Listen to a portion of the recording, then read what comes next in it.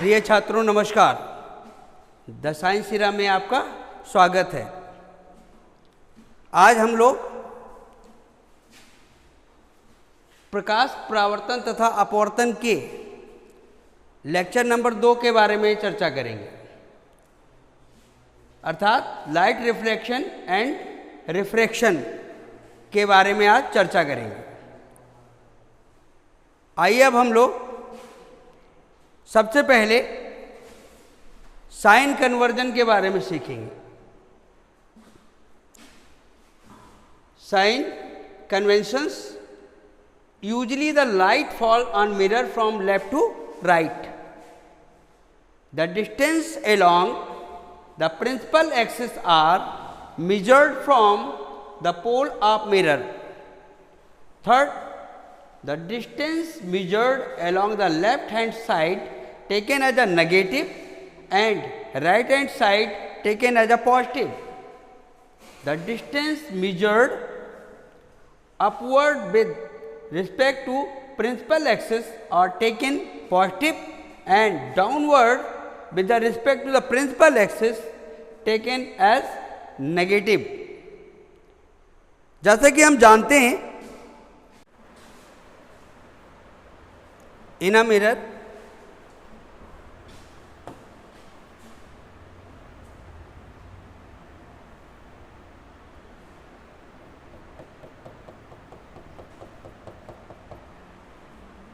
concave mirror,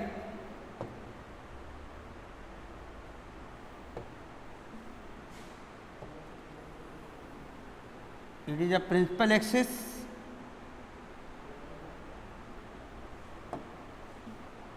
it intersect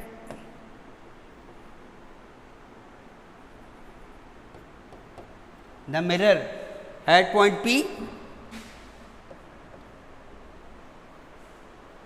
P is represented as a pole of mirror and ray of light always travel from left to right at the mirror.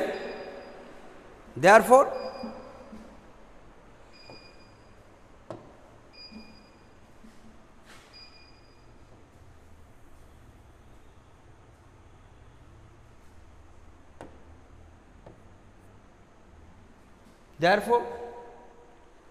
ray of light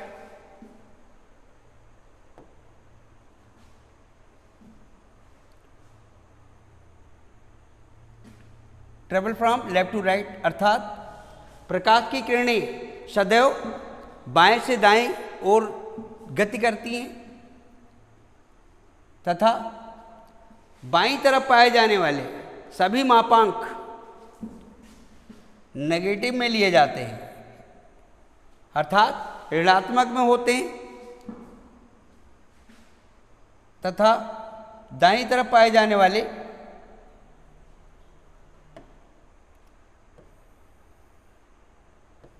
सभी मापांक हमेशा positive में लिए जाते हैं। In sign convention, all measurement the left hand side of the mirror taken as a negative and behind the mirror taken as a positive.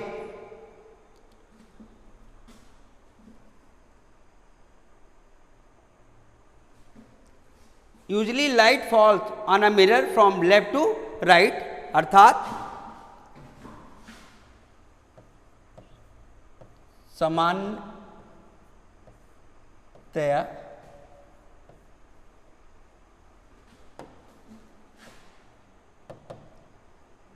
प्रकाश की किरणें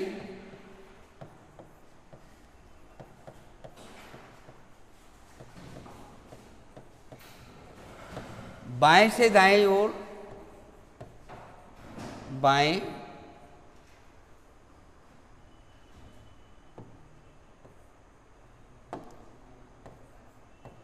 बाएं से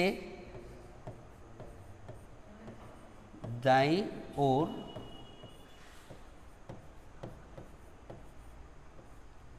गति करती हैं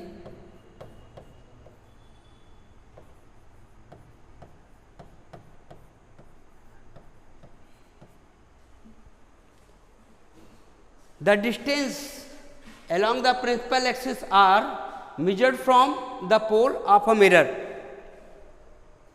It means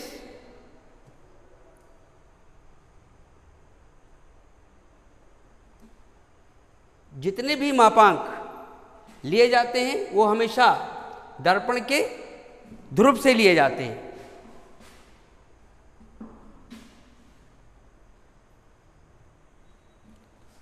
The distance along a principal axis are measured from the pole of mirror.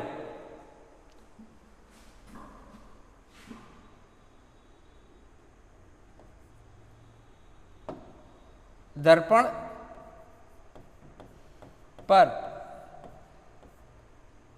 दूरियां सदैव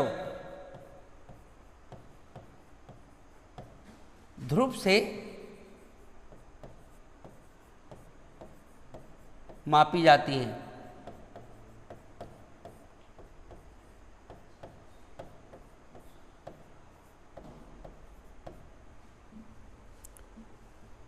In a third point, the distance measured along the left hand side taken as a negative and right hand side taken as a positive.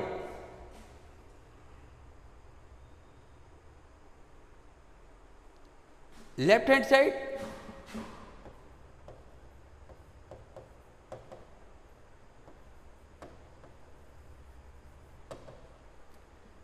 side taken as a negative and right hand side taken as a positive.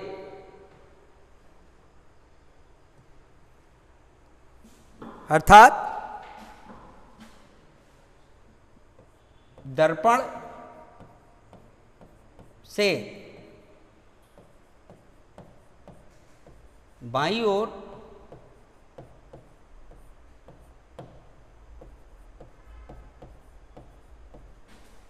के मापांक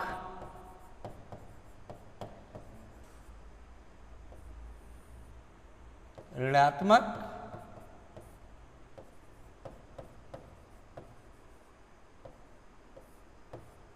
negative तथा दाईं ओर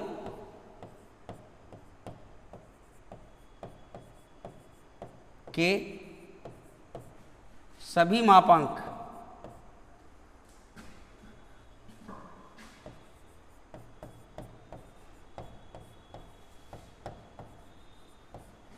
धनात्मक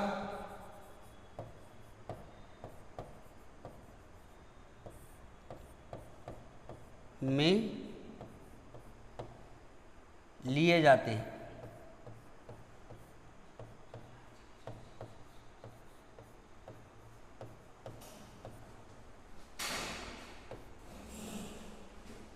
अर्थात दर्पण की बाईं ओर के मापांक ऋणात्मक तथा दाईं ओर के सभी मापांक धनात्मक में लिए जाते हैं. अब आइए हम लोग चौथे बिंदु पर चर्चा करते हैं. The distance measured upward with respect to principal axis are taken positive, while downward with the respect to principal axis taken as a negative.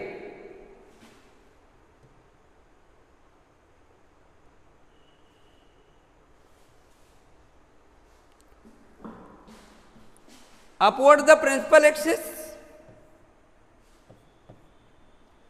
all measurement taken as a positive, and below the principal axis measured as a negative. अर्थात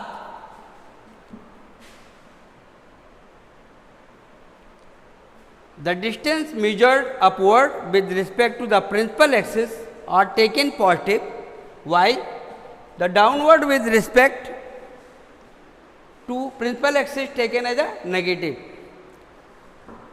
जैसा कि अभी हमने चित्र में देखा,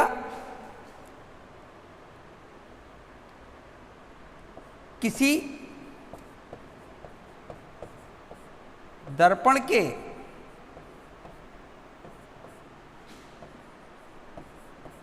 मुख्य अक्ष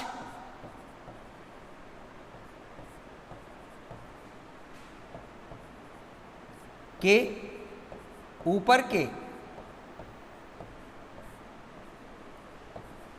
सभी मापांक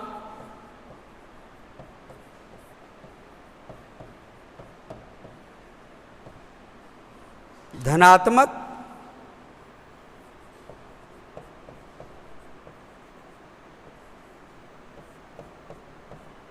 तथा मुख्य अक्ष से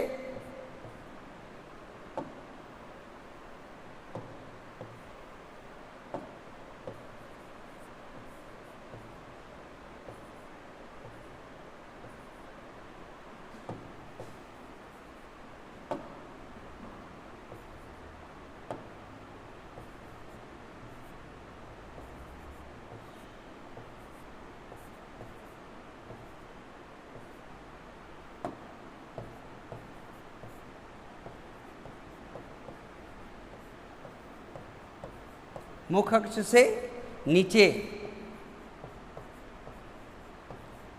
धनात्मक में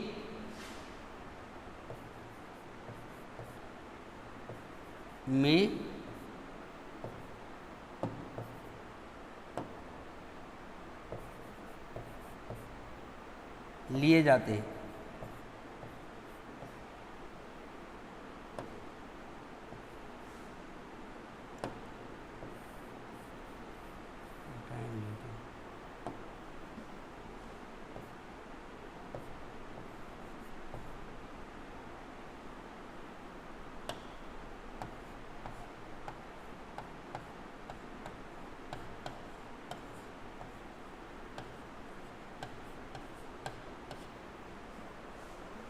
आइए अब हम लोग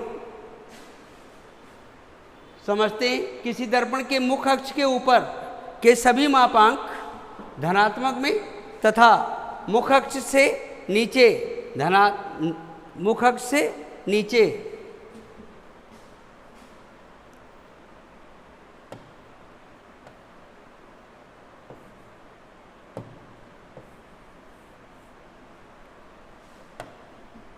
ऋणात्मक में लिए जाते हैं।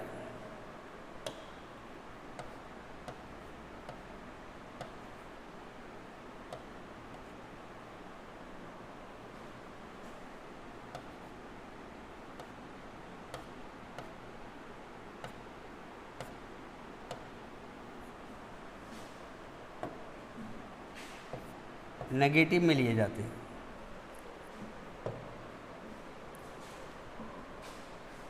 इस तरह से हमें चिन्ह पर पाटी के बारे में आशा करते हैं कि आपको चिन्ह पर पाटी समझ में आ गया होगा। Usually light falls on a mirror from left to right. सामान्यतः प्रकाश की किरणें बाएं से दाएं ओर गति करती हैं। सेकेंड है the distance along the principal axis are measured from a pole of mirror. दर्पण पर दूरियां सदैव ध्रुव से मापी जाती हैं। थर्ड पॉइंट है the distance measured along the left hand side taken as a negative and right hand side taken as a positive. अर्थात दर्पण से बाईं ओर के मापांक ऋणात्मक में तथा दाईं ओर के सभी मापांक धनात्मक में लिए जाते हैं। फोर्थ पॉइंट है the distance measured upward with the respect to the principal axis are taken as a positive while downwards with the respect to principal axis taken as a negative। किसी दर्पण के मुख्य अक्ष के ऊपर के सभी मापांक धनात्मक में तथा मुख्य अक्ष से नीचे ऋणात्मक में लिए जाते हैं।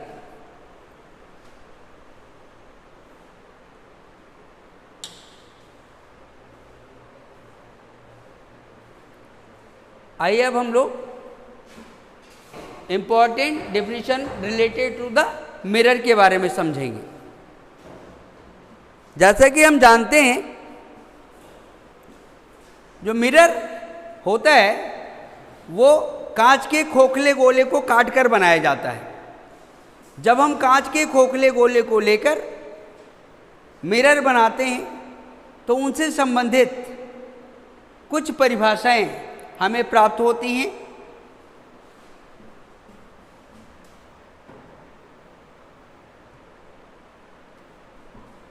अब आइए मिरर के बारे में देखते हैं।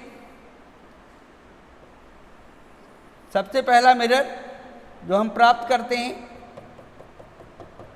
वो कॉनकेव मिरर,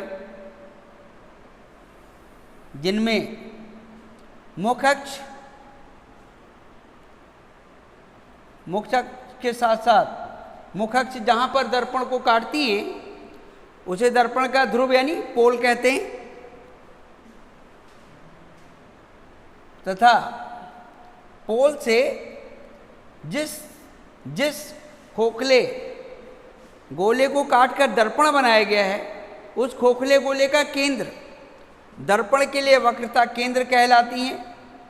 दर्पण के लिए वक्रता केंद्र कहलाती हैं, जिन्हें C से व्यक्त करते हैं,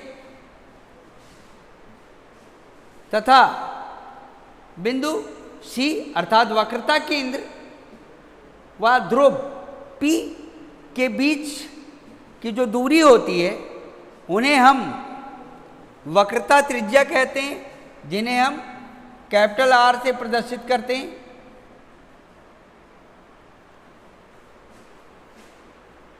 यदि C और P के बीच का मध्य बिंदु प्राप्त करें तो हमें फोकस प्राप्त होता है,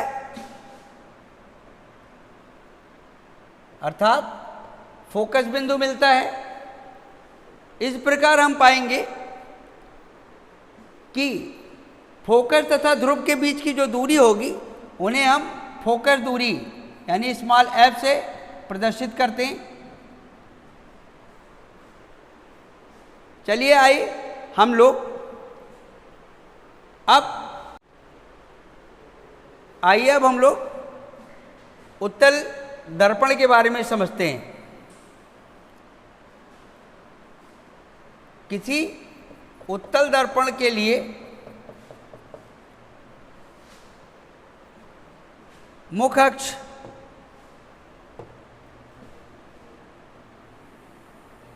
दर्पण के ध्रुव से जाती है, जिन्हें हम पोल कहते हैं या ध्रुव कहते हैं।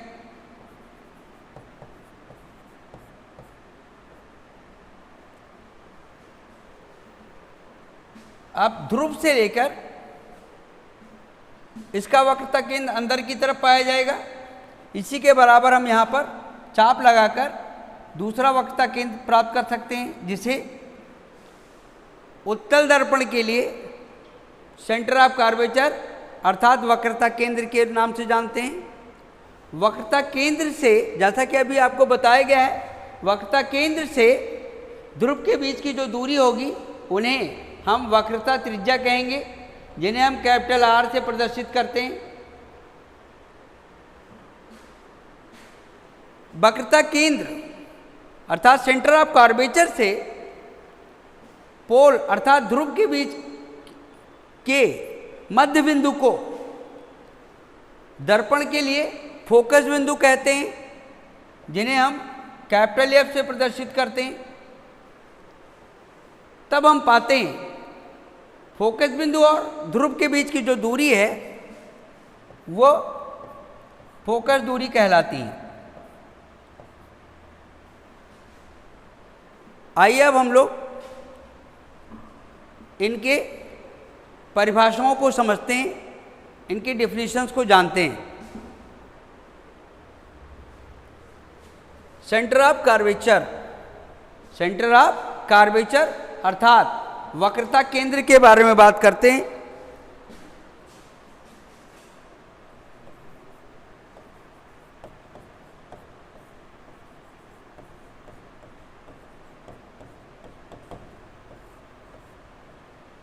Center of curvature.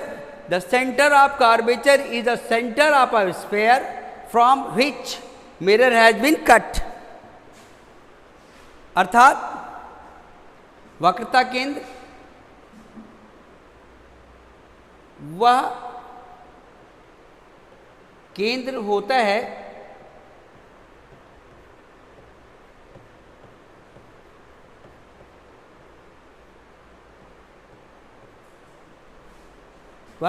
है जिनसे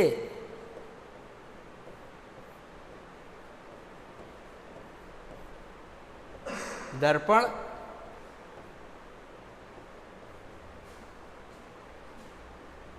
काटकर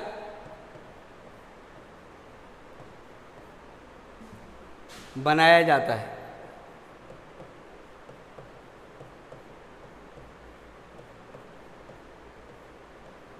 जैसा कि हम जानते हैं, जो केंद्र होता है वो गोलीय दर्पण का केंद्र, गोले के केंद्र को ही जानते हैं हम।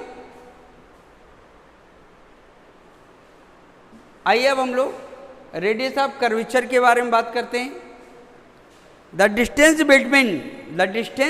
Between pole P and center of curvature C is known as the radius of curvature. It is denoted by capital R. किसी दर्पण के लिए वक्रता त्रिज्या के बारे में बात करते हैं हम लोग। वक्रता त्रिज्या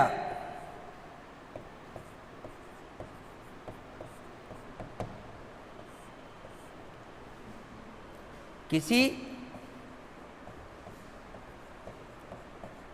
दर्पण के लिए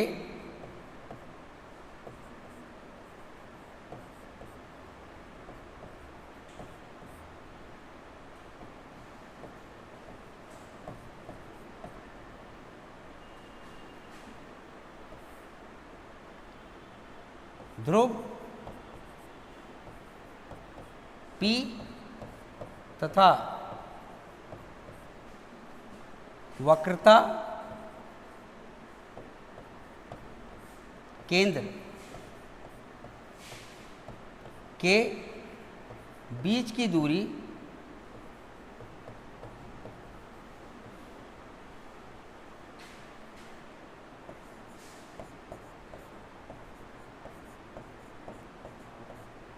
वक्रता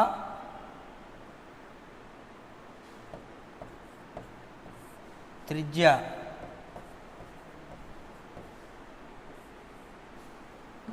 कैपिटल R कहलाती हैं।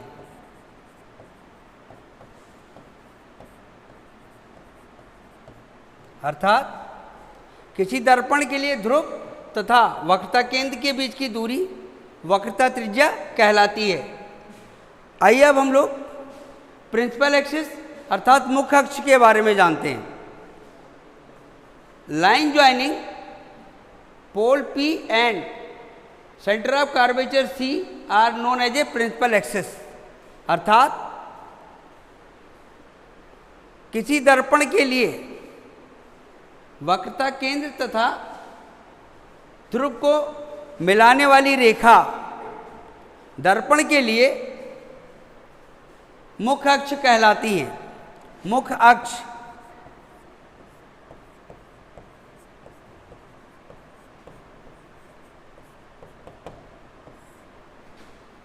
दर्पण के वक्रता केंद्र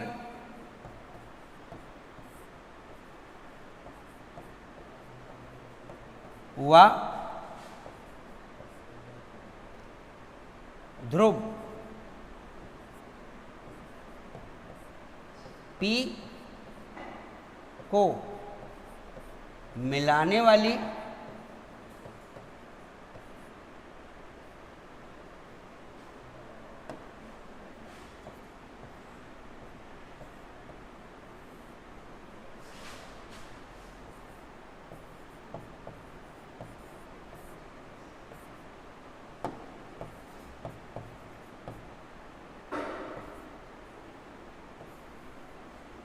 रेखा मुख्य अक्ष कहलाती है।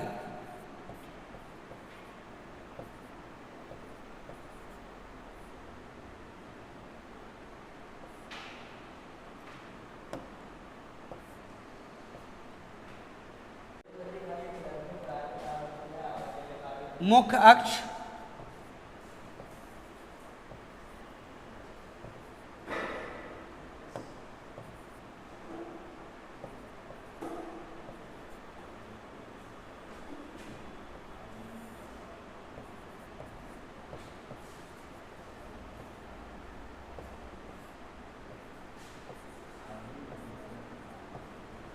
कहलाती हैं।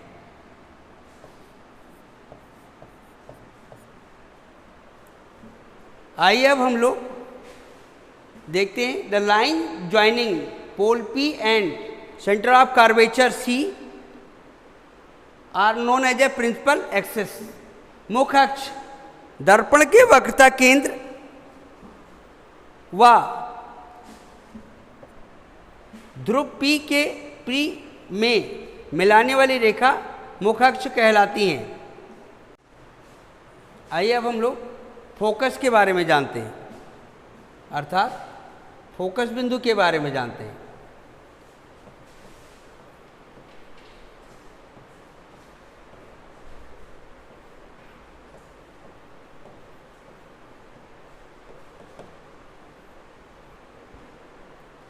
The midpoint between center of curvature and pole are known as a focus or focal point F।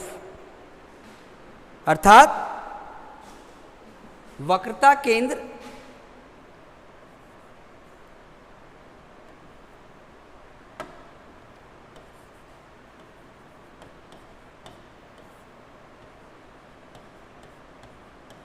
तथा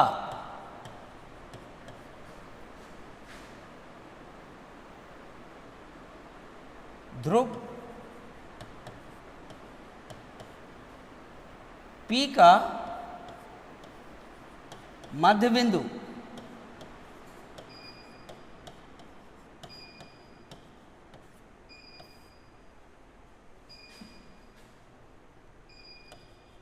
फोकस बिंदु कहलाती हैं।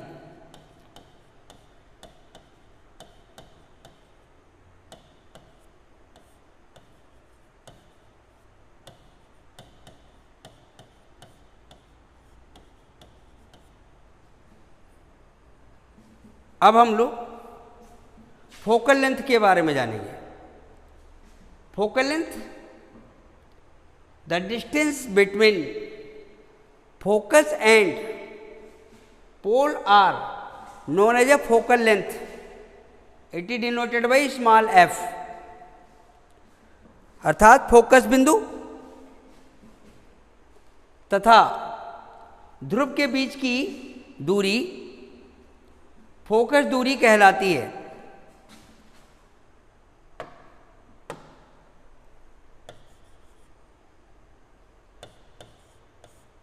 फोकस दूरी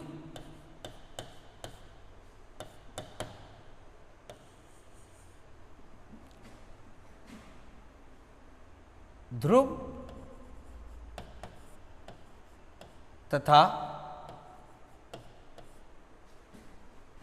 फोकस बिंदु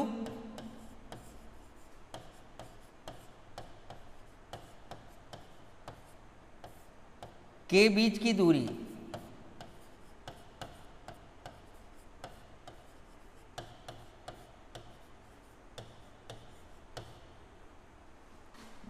फोकस दूरी कहलाती है। फोकस दूरी स्मॉल f कहलाती हैं।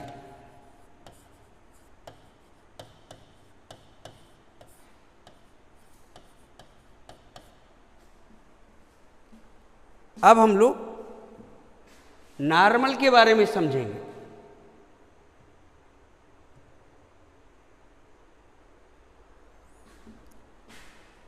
अर्थात अभिलंब के बारे में जानेंगे।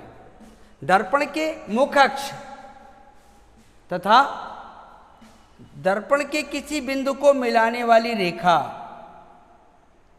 दर्पण के मुख्य अक्ष तथा दर्पण के किसी बिंदु को मिलाने वाली रेखा अभिलंब कहलाती है।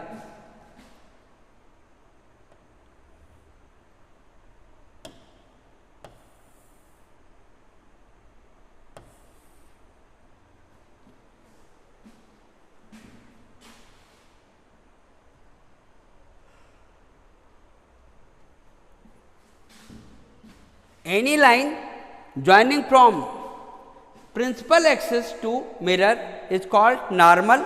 It is denoted by n. अर्थात अभिलंब के बारे में बात कर रहे हैं हम।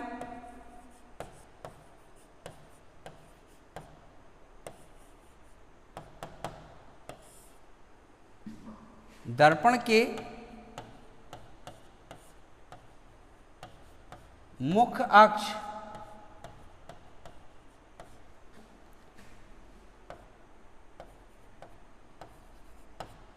तथा दर्पण के किसी बिंदु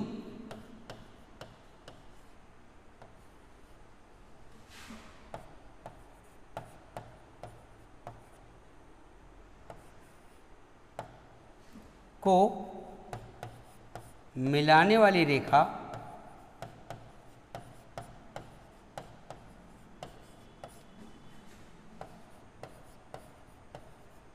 अभिलंब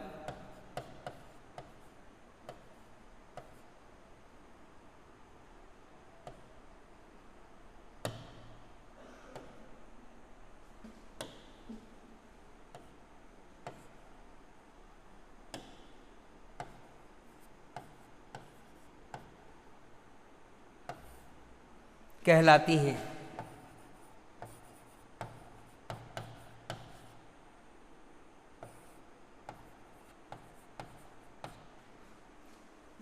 आइए अब हम लोग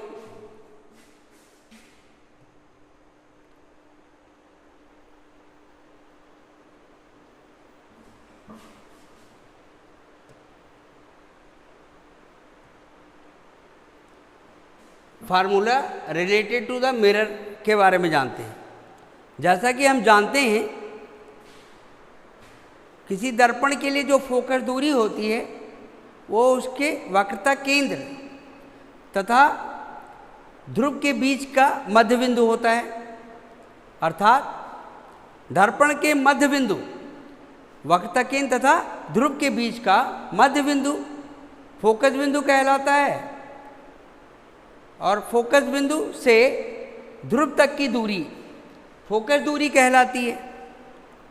तो इस प्रकार हम पाते हैं किसी दर्पण के लिए जो फोकस दूरी होती है वो हमेशा वक्रता त्रिज्या की आधी होती है। F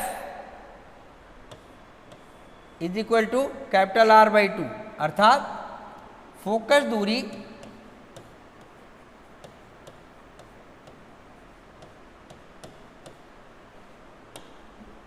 F is equal to वक्रता त्रिज्या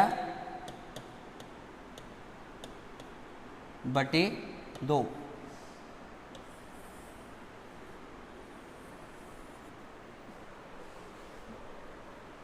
अब हम लोग जानते हैं यदि वस्तु व दर्पण के बीच की दूरी u mirror formula 1/f is equal to 1/b plus 1/u 1/f is equal to 1/v और प्लस 1/u, जहाँ पर u बराबर वस्तु से दर्पण की दूरी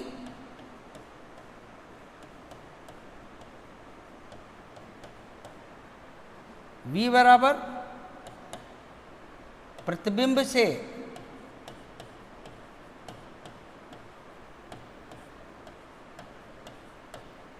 दर्पण की दूरी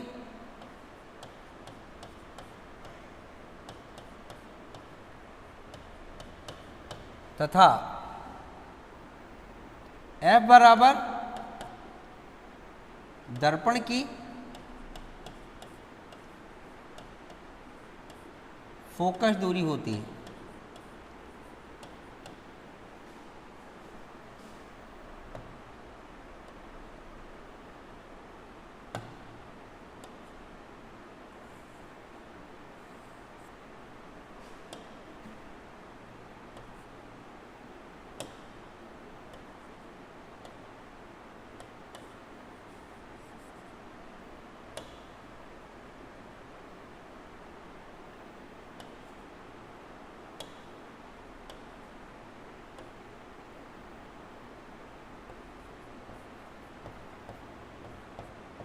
दर्पण की दूरी तथा यह बराबर दर्पण की फोकस दूरी।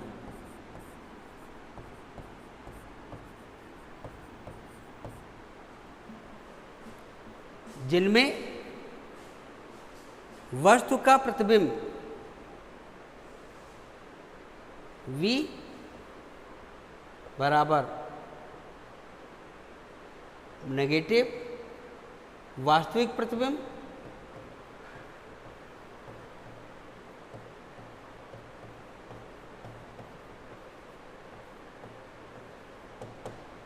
रियल इमेज बनेगा।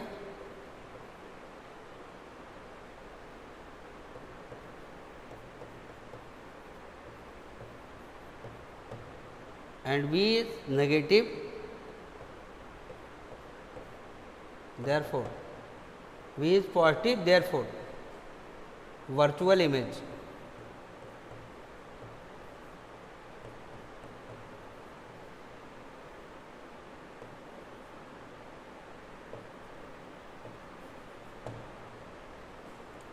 अब हम लोग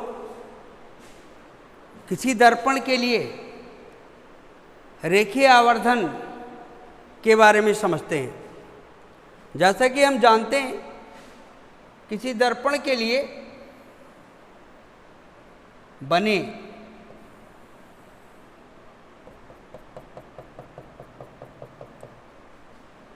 प्रतिबिंब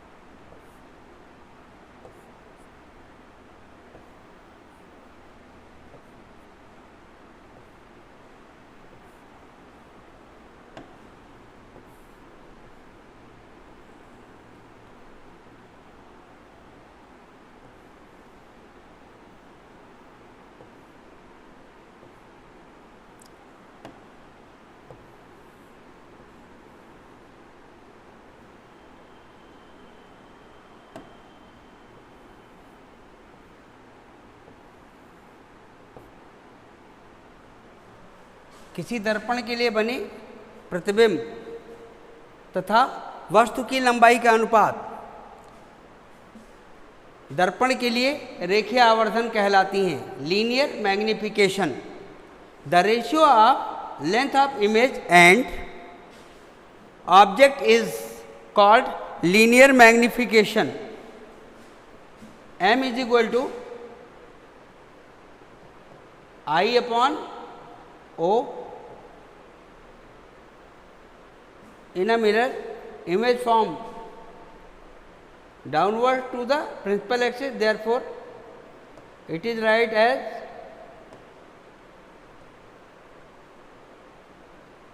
minus I upon O it is also write as v upon u, minus की बजाय यहाँ प्लस, तो यहाँ पर माइनस, तो m is equal to I upon O is equal to minus b upon u होगा। आइए अब हम लोग पुनः समझ लेते हैं किसी दर्पण से संबंधित कुछ परिभाषाएं।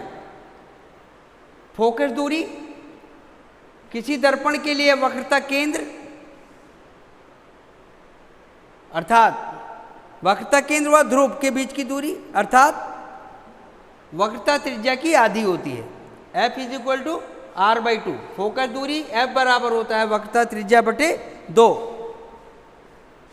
अब मिरर फार्मूले के बारे में बात करते हैं। जैसा कि हम जानते हैं किसी दर्पण के लिए 1 upon F is equal to 1 upon b plus 1 upon u होता है, जहाँ u वस्तु से दर्पण की दूरी, the distance of object from the mirror, and v the distance of image from the mirror, and f is the focal length of a mirror.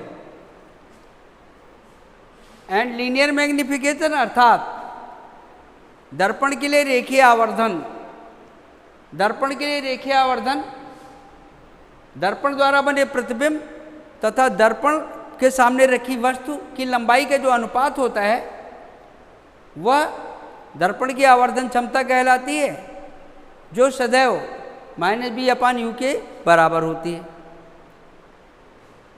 आइए अब हम लोग फॉर्मेशन ऑफ इमेज के बारे में जानते हैं। आपकी जानकारी के लिए बता दिया जाए कि जो आपकी बोर्ड परीक्षाएं हैं उनमें आने वाले अधिकांशतः प्रश्न फॉर्मेशन ऑफ इमेज पर ही आधारित होते हैं। मैं सोचता हूं कि आप हमारे साथ अभ्यास करें, प्रयास करें और अपनी बोर्ड परीक्षा को अति महत्वपूर्ण बनाएं। यदि आपसे हो सकता है तो आप हमारे साथ साथ चित्रों को समावेशित करने का प्रयास करें तथा उनके फॉर्मेशन के बारे में आप अच्छी तरह से जान पाएं। आइए हम लोग सबसे पहले formation of image by concave mirror के बारे में जानते हैं, अर्थात प्रतिबिंबों का बनना किसके द्वारा? अवतल दर्पण द्वारा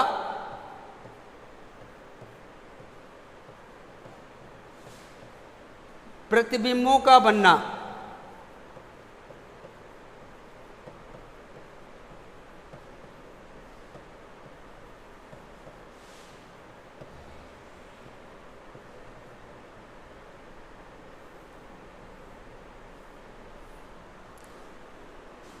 जैसा कि आप जानते हैं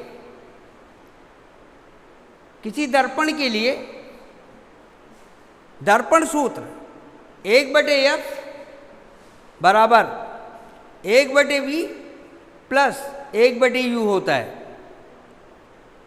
अब अगर वस्तु की स्थिति भिन्न भिन्न परिस्थितियों में बदलती रहे तो उनके द्वारा बने प्रतिबिंब भी भिन्न भिन्न परिस्थितियों में बदलते रहेंगे। आइए अब हम लोग अवतल दर्पण द्वारा प्रतिबिंब बनने की विभिन्न स्थितियों के बारे में समझते हैं। फर्स्ट कंडीशन है when object placed at infinity,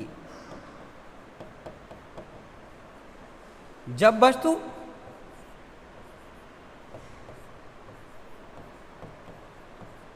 अनंत पर स्थित हो।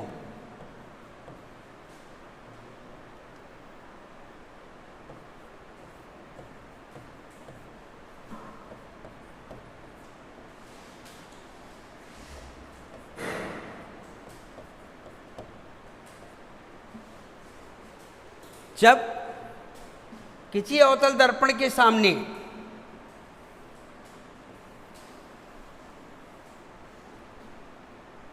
कोई वस्तु अनंत पर रखी होंगी,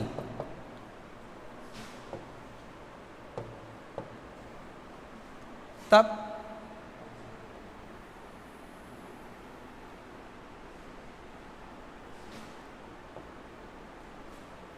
प्रकाश की किरणें किसी वस्तु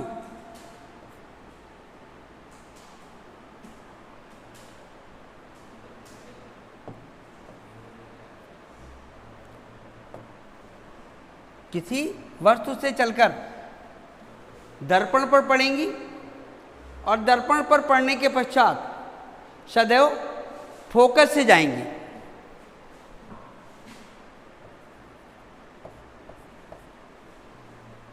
जब प्रकाश की किरणें अनंत से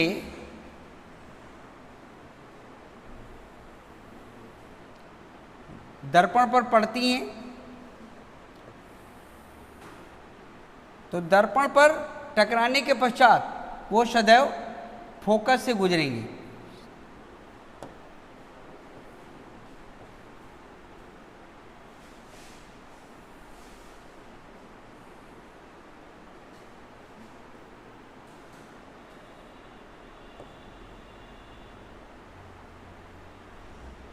और वस्तु का प्रतिबिंब सदैव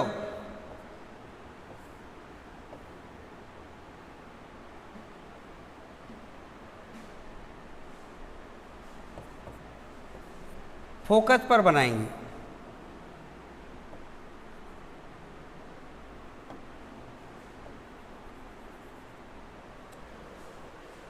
यदि वस्तु को अनंत पर रखें, अर्थात when object placed at infinity then image form at a focus of a mirror.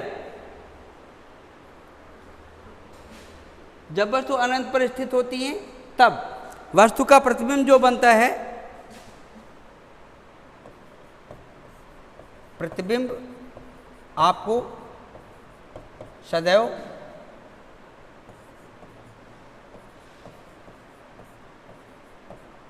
Focus पर बनेगा।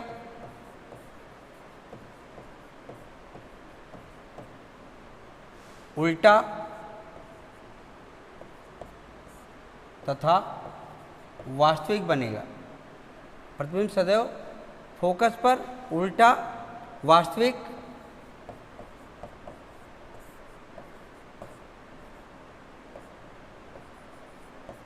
वह अति सूक्ष्म बनेगा।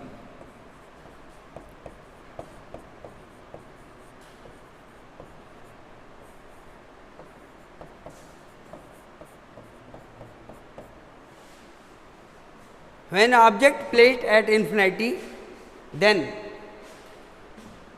image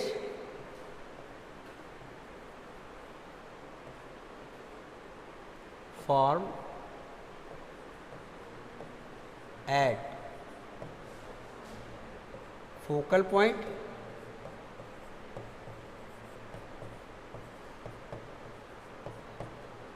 real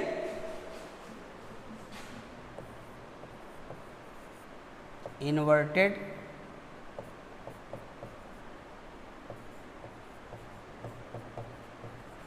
and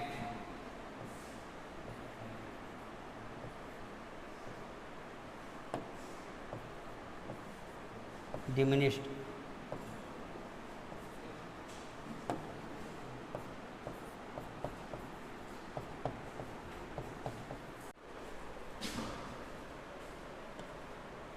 Now, second position, when object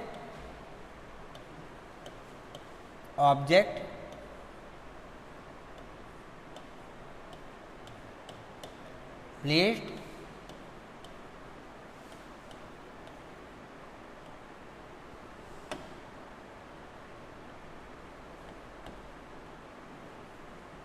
beyond C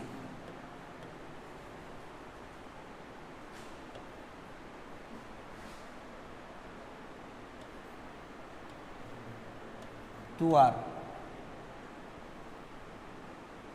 beyond C it means 2f.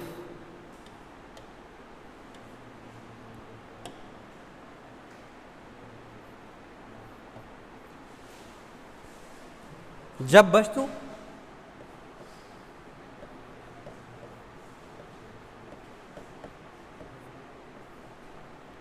अनंत व वक्रता केंद्र के बीच हो,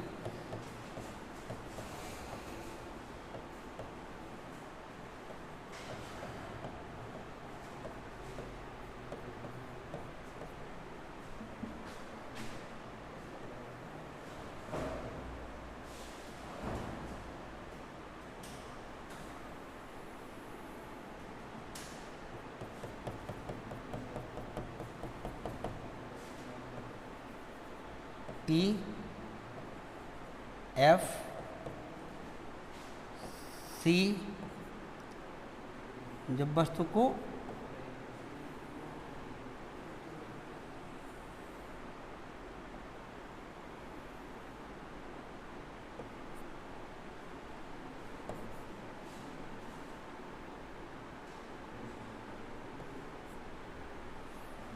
अनंत व वक्रता केंद्र के बीच हो, अर्थात C और F, C बियॉन्ड C रखा गया हो, तब AB का जो इमेज है, AB ऑब्जेक्ट है और इसका इमेज बनेगा A dash B dash, A dash B dash. इस प्रकार हम देख पाते हैं कि जब वस्तु को हम अनंत व वक्रता केंद्र के बीच रखते हैं तो पाते हैं कि वस्तु का प्रतिबिंब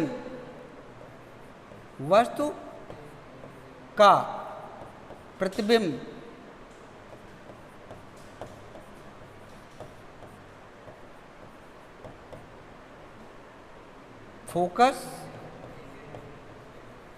व वक्रता केंद्र के बीच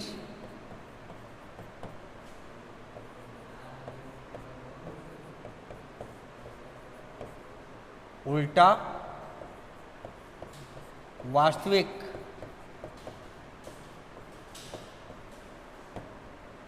तथा वस्तु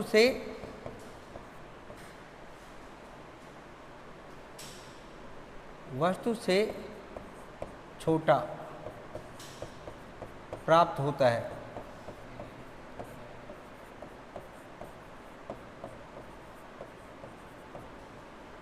Then image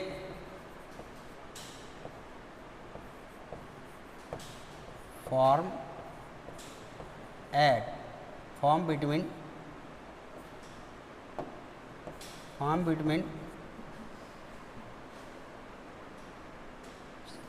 C and F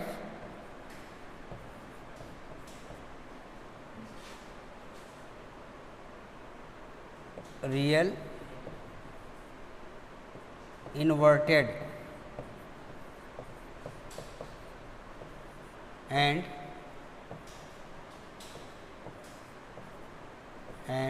smaller than object।